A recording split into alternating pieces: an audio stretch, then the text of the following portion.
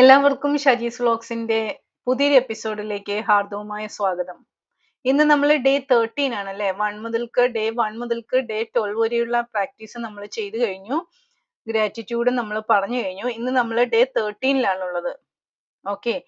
ഇന്നിപ്പോൾ നമ്മൾ ഡേ 13 എത്തുമ്പോൾ നിങ്ങൾ ഡേ 1 to 12 വരെ നിങ്ങൾ ചെയ്തു കഴിഞ്ഞു എങ്കിൽ തീർച്ചയായിട്ടും നിങ്ങൾ കമന്റ് ബോക്സിൽ 1 to 12 ഡൺ എന്ന് നിങ്ങൾ ഇടുക.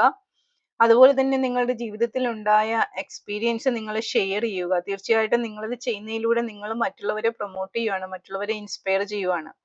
അപ്പൊ അവരുടെയും ജീവിതത്തിൽ നന്മകൾ വരുവാണ്, അനുഗ്രഹങ്ങൾ എത്തിക്കൊണ്ടിരിക്കുകയാണ്. അപ്പൊ അതിന്റെ ഒരു ബെനിഫിറ്റും നമ്മളിലേക്ക് വരും. മനസ്സിലായോ? തീർച്ചയായിട്ടും കമന്റ് ബോക്സിൽ എനിക്ക് പേഴ്സണലി മെസ്സേജ് ഇടുന്നുണ്ട്, ചെയ്തിട്ടുണ്ട് എന്നൊക്കെ പറഞ്ഞിട്ട്. പക്ഷേ നിങ്ങളത് കമന്റ് ബോക്സിലേക്ക് കൊടുക്കൂ. എന്തിനാണ് നിങ്ങൾ അത് ചെയ്യാനായിട്ട് നിങ്ങൾക്ക് ഇത്ര മടി? എന്താണ് അവിടെ?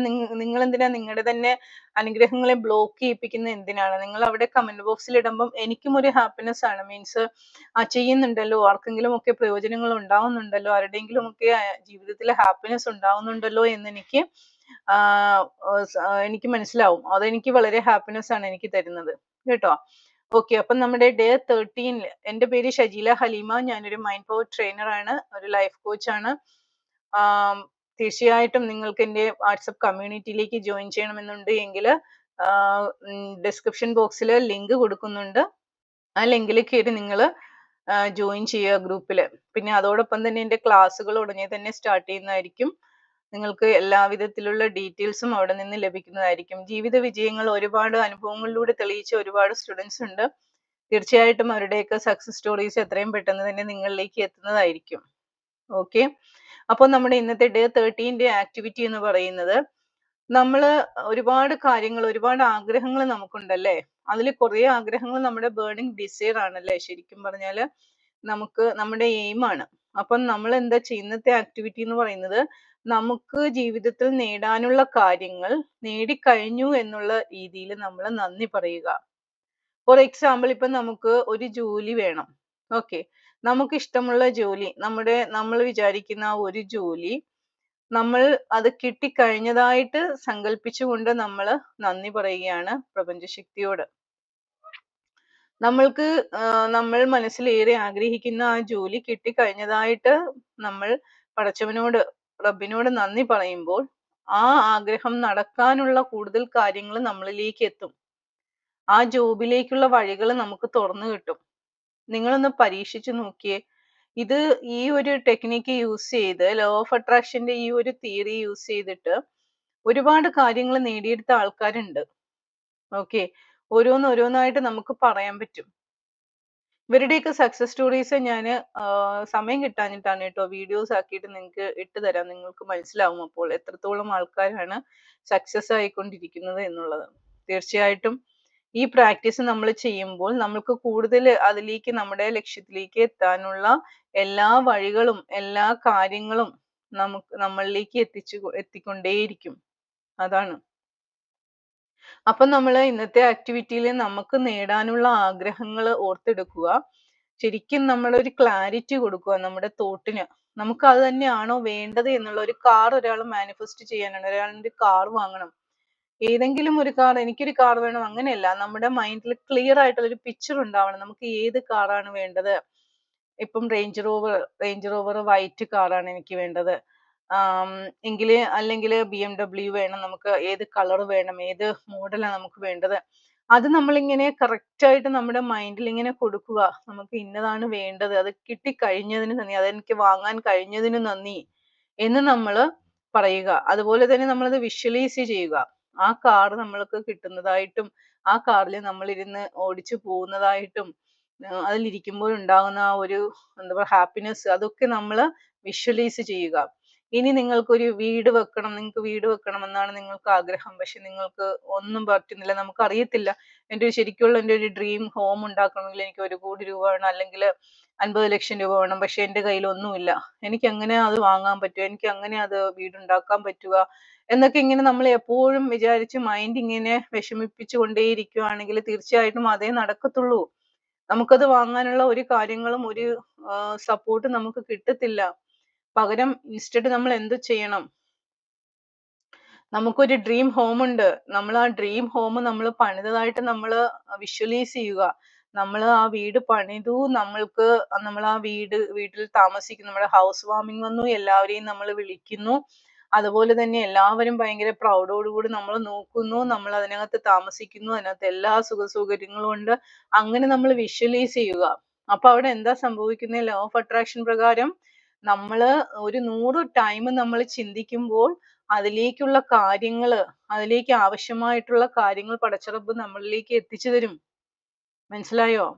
അപ്പം അത് ലോ ഓഫ് അട്രാക്ഷൻ എന്ന് പറയുന്നത് ഭയങ്കര ട്രൂത്ത്ഫുൾ ആയിട്ടുള്ള ഒരു കാര്യമാണ് കേട്ടോ. നമ്മളത് വിശ്വസിച്ചുകൊണ്ട് നമ്മളത് ചെയ്തു കഴിഞ്ഞാൽ തീർച്ചയായിട്ടും അതിന്റെ ഫലം നമുക്ക് എത്രയും പെട്ടെന്ന് തന്നെ അത് മാനിഫെസ്റ്റ് ചെയ്തെടുക്കാൻ പറ്റും.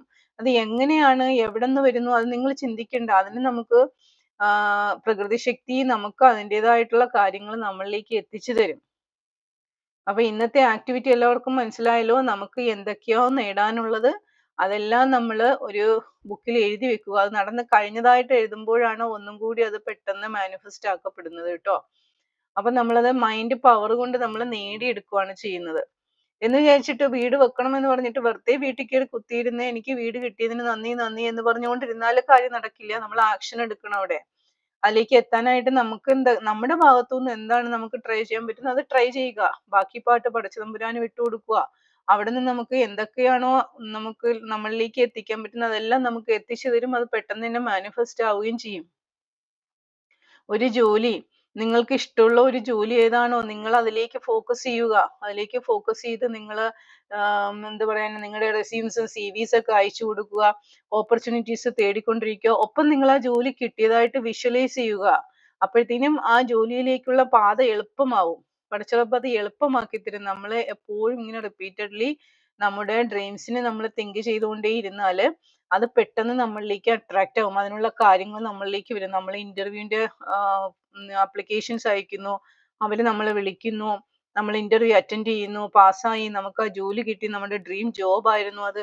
അങ്ങനെ നമ്മൾ വിഷ്വലൈസ് ചെയ്യുക. ഓക്കെ, നടന്നു കഴിഞ്ഞതായിട്ട് നമ്മൾ വിഷ്വലൈസ് ചെയ്യുക. അപ്പൊ അത് പെട്ടെന്ന് തന്നെ മാനിഫെസ്റ്റ് ആവും. 100% ഇത് വർക്ക് ചെയ്യുന്ന ഒരു പ്രോസസ് ആണ് കേട്ടോ. നമ്മൾ സയന്റിഫിക്കലി പോയി നോക്കിയാൽ പോലും നമുക്കത് മനസ്സിലാവും. അത് ആദ്യത്തെ എപ്പിസോഡിൽ തന്നെ ഞാൻ പറഞ്ഞായിരുന്നു എങ്ങനെയാണ് ലോ ഓഫ് അട്രാക്ഷൻ മാനിഫെസ്റ്റ് ചെയ്യപ്പെടുന്നത് എന്ന് ഞാൻ ഓൾറെഡി നിങ്ങളോട് എക്സ്പ്ലെയിൻ ചെയ്തിട്ടുണ്ടായിരുന്നു. നമ്മൾ ഈ 11 ദിവസം ചെയ്ത കാര്യങ്ങൾ നമ്മൾ ഗ്രാറ്റിറ്റ്യൂഡ് ബേസ് ചെയ്തിട്ടാണ് അല്ലേ. നമ്മുടെ ജീവിതത്തിലുണ്ടായ അനുഗ്രഹങ്ങളെ കുറിച്ച് നമ്മൾ പറഞ്ഞു. നമ്മുടെ ആരോഗ്യത്തിന് നമ്മൾ നന്ദി പറഞ്ഞു. നമ്മളിലുള്ള പൈസയ്ക്ക് നമ്മൾ നന്ദി പറഞ്ഞു. നമുക്ക് ചുറ്റും നമ്മളെ ഹെൽപ്പ് ചെയ്ത ആൾക്കാർക്ക് നമ്മൾ നന്ദി പറഞ്ഞു. പിന്നെ നമ്മൾ കഴിക്കുന്ന ഫുഡ് കഴിക്കുമ്പോൾ നമ്മൾ നന്ദി പറഞ്ഞു. അതുപോലെ നമ്മൾ വർക്ക് ചെയ്യുന്ന സ്ഥാപനങ്ങളിലുള്ള ജോലിക്കാർക്ക് നമ്മൾ നന്ദി പറഞ്ഞു. നമ്മളെ ഹെൽപ്പ് ചെയ്യുന്ന ഓരോ നിമിഷവും നമ്മളെ ഹെൽപ്പ് ചെയ്യുന്ന ആൾക്കാർക്ക് നമ്മൾ നന്ദി പറഞ്ഞു. അങ്ങനെ ഇത്രയും നമ്മൾ ഗ്രാറ്റിറ്റ്യൂഡിലൂടെയാണ് നമ്മൾ കടന്നു പോകുന്നത് അല്ലേ. അപ്പം അത് എത്രത്തോളം ഇമ്പോർട്ടന്റ് ആണെന്ന് നമുക്ക് തന്നെ മനസ്സിലാക്കാൻ പറ്റും. ഞാൻ ഓരോ ദിവസവും വന്ന് നിങ്ങളോട് ഇത് ചെയ്യ് എന്ന് പറയുന്നത് എനിക്ക് എന്തെങ്കിലും ബെനിഫിറ്റ് ഉള്ളത് കൊണ്ടല്ല. എല്ലാവരും നല്ലതായിക്കോട്ടെ, എല്ലാവർക്കും നല്ല ഹാപ്പിനെസ്സും സന്തോഷവും ഒക്കെ ഉണ്ടാകട്ടെ എന്ന് വിചാരിച്ചിട്ട് ഞാൻ പറയുന്നതാണ് കേട്ടോ.